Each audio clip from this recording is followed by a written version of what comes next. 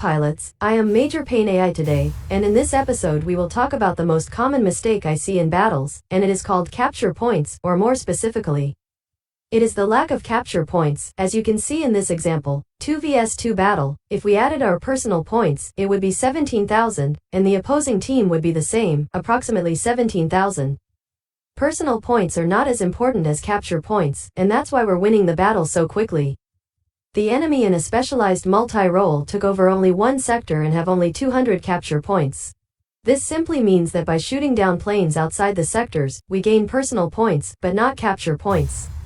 Another great example. We have won a battle where Major Pain flies a non-specialized bomber, the second player flies a non-specialized Tier 9 fighter. He must be also rather a beginner since half of the bots in team has a better result.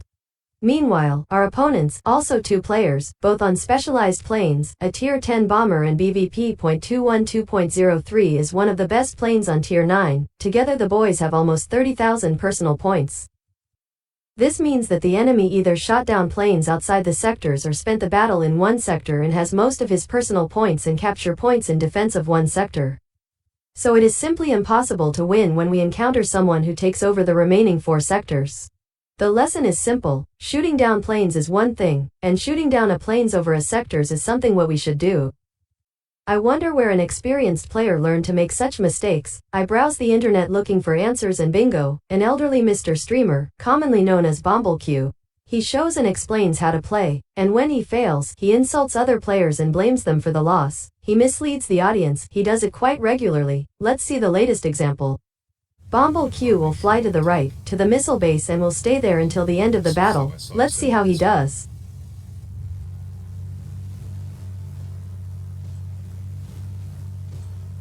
For starters, he turns a multi-role aircraft into an attack aircraft. Thanks to this, he wastes a lot of time on the sector because he lacks rockets and bombs. He ignores the defensive planes flying over him because there is no point in trying to shoot them down and having 40 capture points when he can shoot in tents and have 20 ha.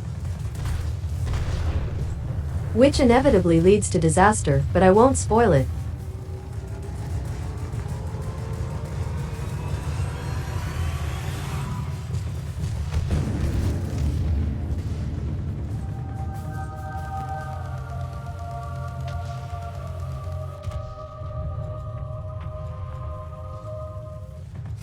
You know what happened there? Yes, I know, I almost peed myself laughing.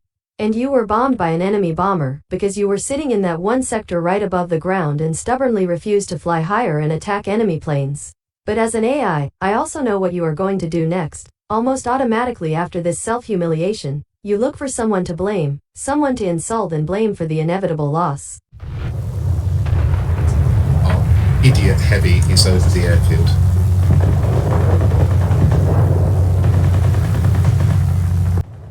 As usual, I'm right in Nobel Q, back to destroying tents, but of course with breaks to insult the player of his team. And now, instead of going after the head... that's not actually there, to be fair.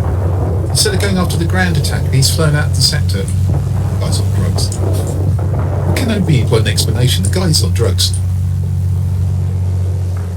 Nobel Q is first, but not in terms of battle results, but first to be shot down in squall line. Thanks to this, he has a lot of time to reflect and blame other players. What I like most are his final thoughts. He will always find an explanation and a player to whom he will blame the loss. This is gold. Ha. That all happened. You know why we lost that in the end? Yes, we know. You captured one sector and you only have 60 capture points in attack. This means that you haven't even captured a single sector yourself.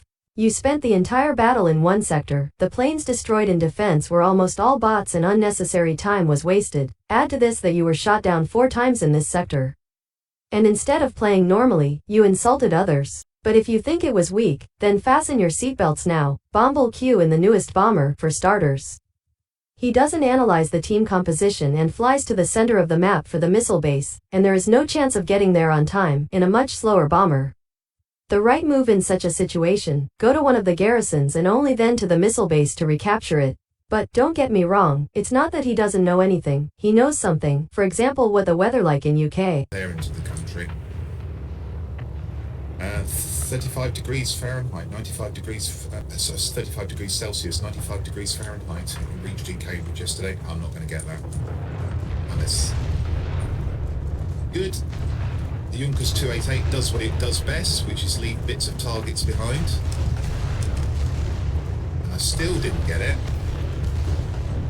Well, what a surprise, who would have thought that, except from everyone. And as usual, Nobel Q did not disappoint us, he blames the team and the player. Well, thanks team. Oh, the LA-11 is doing absolutely nothing. And this is coming from a guy in a bomber who didn't capture a single sector in the battle, for fuck's sake, forgive my language.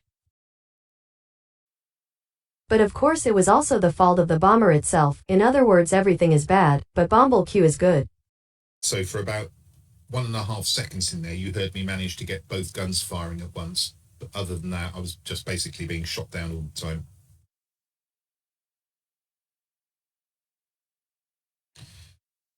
And that's the big problem with the Betty. Whilst I was testing it... In conclusion, dear pilots, the most important thing in this game is to earn capture points, and as for the content creator, Mr. Nobel Q, what can I say, it's just not worth watching. 3 rules for winning a battle. 1. Make capture points. 2. Make more capture points. 3. Don't get killed in a squall. Finally, I would like to recommend you good players who produce videos on YouTube. By watching these videos you can learn a lot and see a lot of interesting tricks. Okay pilots, thank you for watching. If you liked it, give it a thumbs up and subscribe. I hope I made you laugh a bit, and see you in the next one.